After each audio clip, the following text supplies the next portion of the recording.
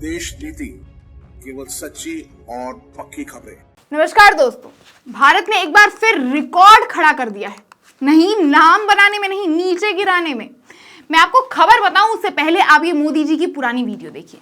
यहां से नहीं होता मित्रों, मैं शासन में बैठा हूं, मुझे मालूम है इस प्रकार से रुपया इतनी तेजी से गिर नहीं सकता। अरे नेपाल का रुपया नहीं गिरता है, बांग्लादेश की करेंसी नहीं गिरती है, पाकिस्तान की करेंसी नहीं गिरती, श्रीलंका की करेंसी नहीं गिरती। क्या कारण है हिंदुस्तान का रुपया पतला होता जा रहा है? ये जवाब देना पड़ेगा आपको।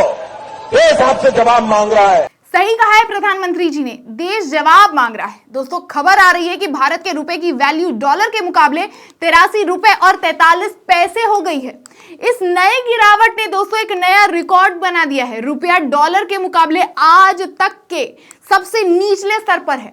अब मोदी जी थोड़ा बताएं कि 2-4 पैसों की गिरावट पर जैसे वो अपने गले की नस फाड़ कर चिल्ला कर कह रहे थे, अब उनका जनता के लिए क्या जवाब है? क्योंकि वो ये भी कह रहे थे कि वो सत्ता में बैठे हैं, उन्हें पता है कि रुपये ऐसे ही नहीं गिरता। पाकिस्तान, बांग्लादेश, श्रीलंका कहीं की करेंसी नहीं गिरती, बस हमारे देश की गिरती है।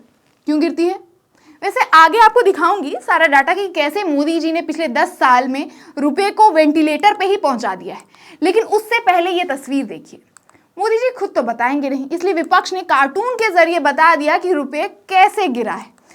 हालांकि एक निजी बैंक के विदेशी मुद्रा व्यापारी ने कहा कि सत्र के अंत में यानी फाइनेंशियल ईयर की समाप्ति में मजबूत डॉलर की बोली ने भारतीय रिजर्व बैंक यानी आरबीआई के हस्तक्षेप की आश्चर्यजनक अनुपस्थिति के साथ साथ रुपए को रिकॉर्ड निचले स्तर पर पहुंचा दिया है। आरबीआई ने देश की रुपए की गिरावट को जैसे अनाथों की तरह छोड़ दिया हो। अब ये तो ऊपर वाला ही जाने कि वो कहाँ व्यस्त थे, लेकिन देश में सबसे बड़े जो व्यापारी हैं, जितने भी बड़े बड़े व्यापारी हैं, वो मलाई चाट रहे हैं इन बातों पर और गरीबों की कमर टूट रही है, क्योंकि रुपए की गिरावट से गरीबों पर सीधा असर पड़ता है। दोस्तों इस गिरावट को राहुल गांधी ने अपनी ट्वीट में समझाया है, वो मैं आपको समझाती हूँ कि रुपये के कमजोर होने का असर आपकी जेब पर कैसे पड़ता है। रुपया कमजोर होने का मतलब है आयात की लागत बढ़ना।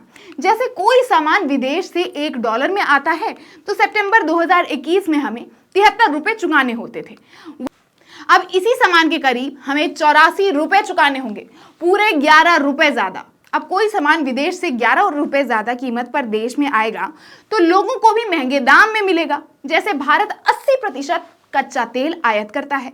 अब यह महंगे दाम पर भारत आएगा यानी तेल महंगा होगा तो महंगाई बढ़ेगी, क्योंकि माल ढुलाई की लागत बढ़ जाएगी। इसकी वजह से चीजें महंगी होगी। जब महंगाई बढ़ेगी तो आरबीआई इसे काबू करने के लिए ब्याज दर बढ़ाएगी। ऐसे में लोन की ईएमआई बढ़ जाएगी और लोगों को ज्यादा रकम चुकानी पड़ेगी। विदेश में पढ़ाई करना, घूमना, रहना, खाना सब महंगा होगा। यानी रुपए का कमजोर होने से आपकी जेब पर सीधा असर होगा। रुपए का कमजोर होना देश के कमजोर होने की निशानी है। यानी मलाई खाए देश के बड़े व्यापारी और महंगाई की मार खाए देश की जनता, क्योंकि जनता को मीडिया ने अभी इस नशे में सुला दिया है कि निश्चिंत रहिए, हमारा देश विश्व में काफी तरक्की कर रहा है। प्रधानमंत्री जी के हिसाब से विश्व गुरु बन रहा है।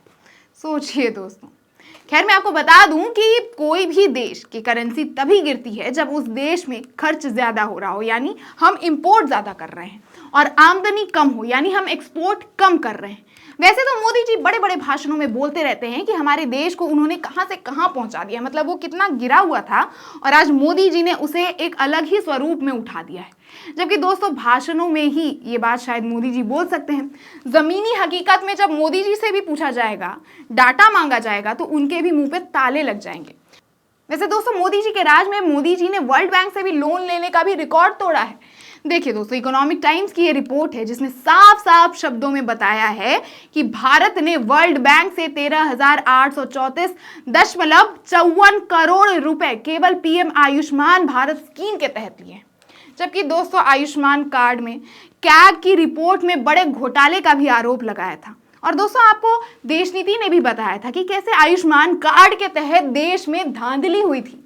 बहरहाल लौटते हैं मुद्दे पर। मैं आपको बता दूं कि मोदी जी ने जितने गुस्से में कांग्रेस के गिरते मुद्रा को ललकारा था ना, उनके प्रधानमंत्री के बागडोर को संभालने के बाद से हमारे रुपए की वैल्यू जो है और ज्यादा गिरती ही जा रही है, दर बदर गिरती ही जा रही है। ये भी अलग रिकॉर्ड है दोस्तों। ये फोर्ब्स इंडिया की तरफ से उजारित ग्राफ देखिए। 2014 में जब मोदी की सरकार सत्ता में आई थी तो कांग्रेस ने डॉलर की कीमत 60 रुपए 95 पैसे छोड़कर गए थे वो, जिसके बाद 2015 में मोदी जी की सरकार में सीधा इसके बाद 6 रुपए की गिरावट देखने को मिलती है। 2015 में 66 रुपए 79 पैसे एक डॉलर की कीमत हो जाती है। वहीं 2016 में 66 रुपए 63 पैसे की वैल्यू हो जाती है। वहीं 2017 में थोड़ा सा जो है बढ़ता है हमारा वैल्यू, वो 64 रुपए और 94 पैसे हो जाता है 2018 में। वहीं फिर से 6 रुपए गिर जाता है, 70 रुपए 64 पैसे हो जाता है। 2019 में 72 रुपए 15 पैसे,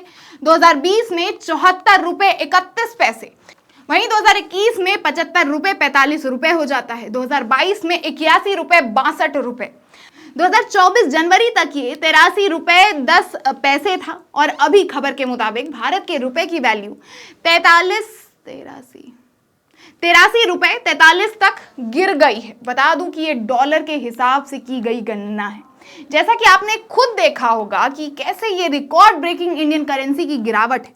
भाषण में मोदी जी भले ही देश के जनता को बरगला दे, लेकिन जमीनी हकीकत आपके सामने है दोस्तों देश में 70 साल के बारे में आपने प्रधानमंत्री जी से कई बार सुना होगा, लेकिन आप इन 10 सालों की उपलब्धियां देख सकते हैं।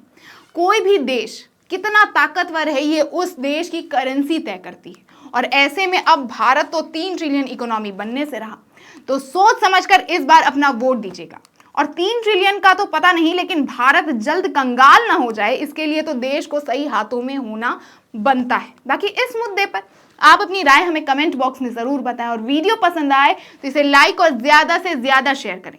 चैनल को सब्सक्राइब करना बिल्कुल मत भूलिएगा, उसमें बिल्कुल आपको 1 भी रुपया नहीं लगेगा। और देखते रहें देश नीति। धन्यवाद।